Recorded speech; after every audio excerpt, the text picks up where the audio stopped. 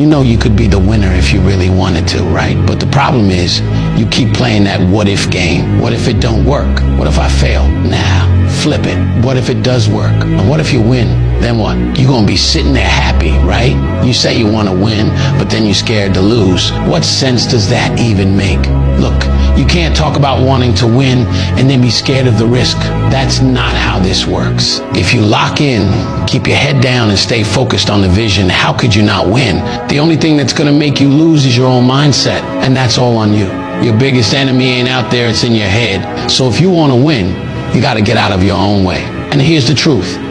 Every time you doubt yourself, you're slowing down your own progress. You either believe in yourself or you don't. There's no in between. If you keep second guessing everything, you're already losing. But when you stop playing scared and start moving like you're built for this, you'll see everything change. So stop thinking about what could go wrong and start focusing on what's gonna go right.